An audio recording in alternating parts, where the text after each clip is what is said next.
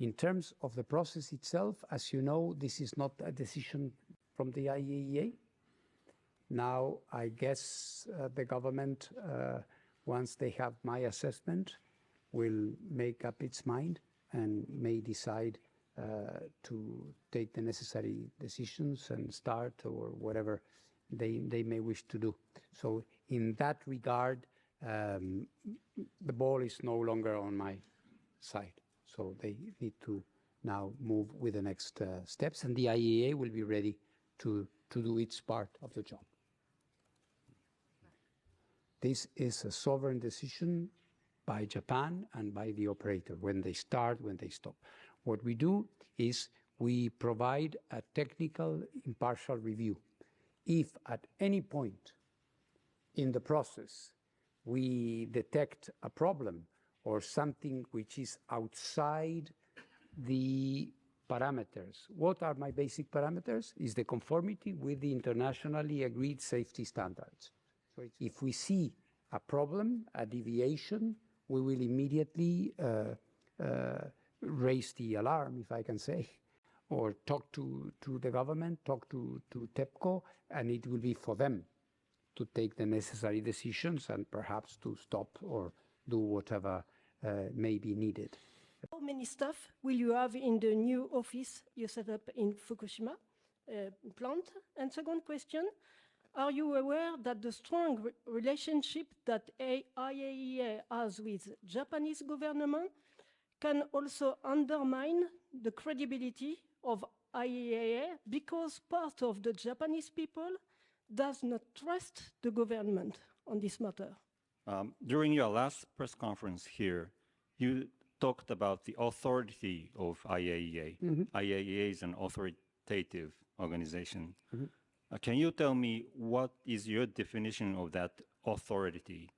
And what do you think about the fact that this authority is maybe used in Japan more politically than you would have expected?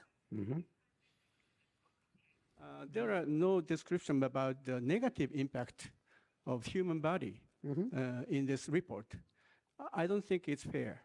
So could you describe about the negative impact of this material called tritium? Thank you. Yes, thank you very much. It's regarding transboundary releases, and I was wondering if this should be considered a transboundary release that would be subject to relevant guidelines and require notification and consultation under like the Convention on Nuclear Safety and the IAEA International Basic Safety Standards.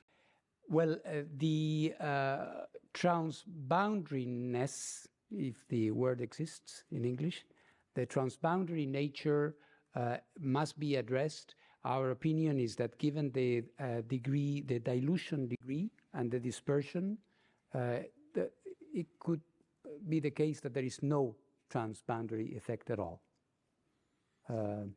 The tests and reviews that we are going to have might indeed confirm that, but given the extremely low levels of the radioisotopes, the radionuclides, that I mentioned, the dispersion might be almost complete or indiscernible within a few miles from the coast. So perhaps no transboundary effect. Potentially there is one, so this is why these countries want to have the guarantee of what we are doing here, and there is not going to be any. But this is our assessment. So what you're saying is that if everything goes according to plan, then it's not a transboundary release. SMG 上海東宝テレビ東京支局の記者です。